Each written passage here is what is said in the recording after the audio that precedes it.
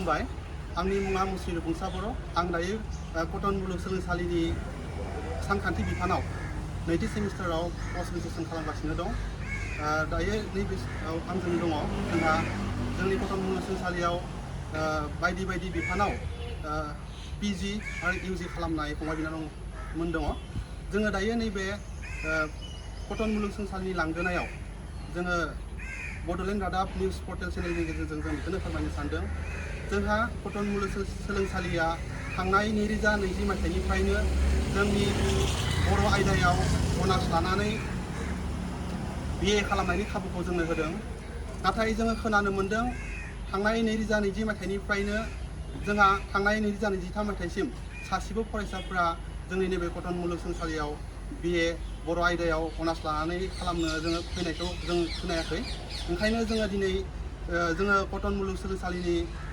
साफ्रोमबो बर' फरायसाफोरा ज' जानानै जोङो दिनै खावलायनो सानदों जायफोर फरायसाफोरा थांनाय 2024 मायथाइनि HS आनजादाव पास खालामबाय नोंथांमोना जायफोर फंबाय बिनानावमोना डिग्रिखौ बर' आयदायाव मेजर लानानै खालामनो सानदों नोंथांमोनखौ जोङो खावलायनो सानगोन जे जोंनि नैबे कटन मुलुगसोलोंसालियाव BA खालामनो बर' आयदाखौ मेजर लानानै BA खालामनो हागोन बेयाव जोंहा गोबां रोखोमनि सुबिदा थागोन ओंखायनो जोङो खावलायगोन जोंहा नैबे कटन मुलुगसोलोंसालियाव एडमिसन लानायनि प्रसेसा जोंहा मोननै रोखोमै जागोन मोनसेया जाबाय CUET एन्ट्रेन्सनि गेजेरजों बेयो फैनो हागोन आरो नङाब्ला गुबुन मोनसेया जाबाय Non-CUET माने जोंहा बियो जायफोर फरायसाफोरा CUET आनजादखौ जिरायासै बिथांमोना थोंजोङैनो गावबा गावनि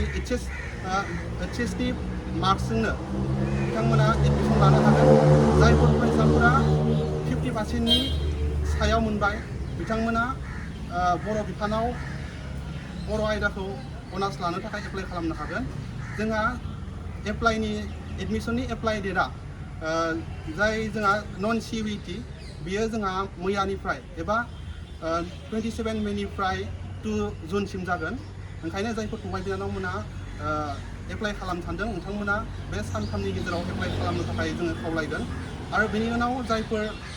फंबाय बिनानावमोना CUET एन्ट्रेन्सखौ जिरायदोंमोन बिथांमोननि एप्लाइनि डेटआ जोंहा बेसेबांमोन 1 जुलाइनिफ्राय 2 जुलाइनि गेजेराव जागोन ओंखायनो जोङो नैबे समाव जों खावलायनो सानदों जायफोर फंबाय बिनानावमोना कटन मुलुगसोलोंसालियाव बर' आयदायाव BA खालामनो सानदों नोंथांमोना जाहाथे थाबैनो गावबा गावनि एप्लाइखौ खालामनो हायो आंनि बुंनाया एसेनोसै गोजोन्थों खुलुमबाय आंनि मुङा जुरिज्योति बसुमतारी आं दा कटन मुलुगसोलोंसालियाव सानखान्थि बिफानाव नैथि सेमिस्टाराव फरायगासिनो दङ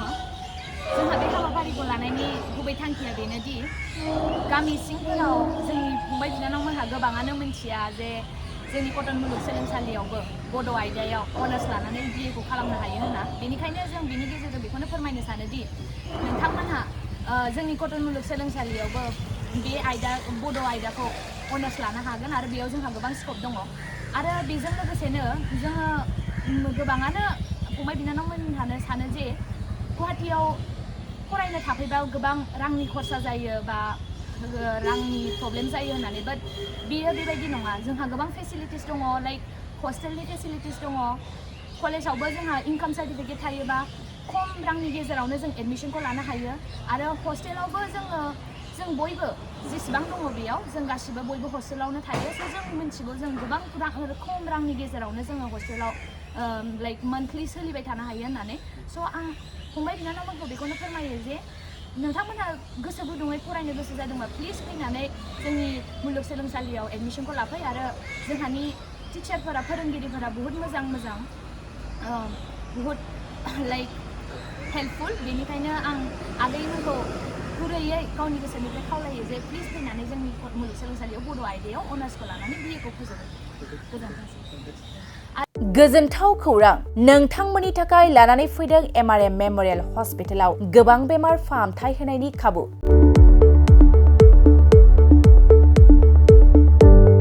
बेमारि सुबुंफोरनि थाखाय गोजोनथाव खौरां MRM मेमोरियेल हस्पिटालाव मोजां रोंगौथि गोनां डक्टरफोरजों बेमारि सुबुंफ्रा मोजां फाहामथाय लानो हानाय सुबिदाखौ लानानै फैबाय MRM मेमोरियेल हस्पिटाला।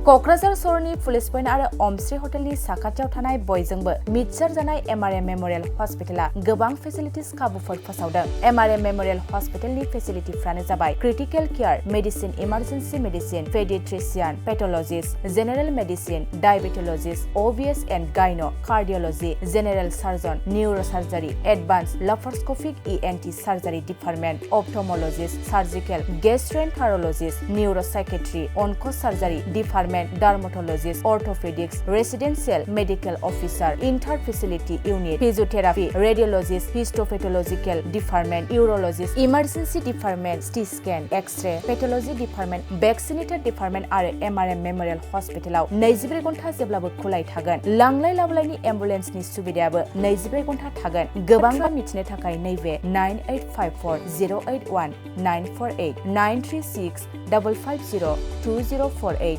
जानबुं नाम्बाराव फन खालामनानै नोंथाङा मिथिनानै लानो हागोन।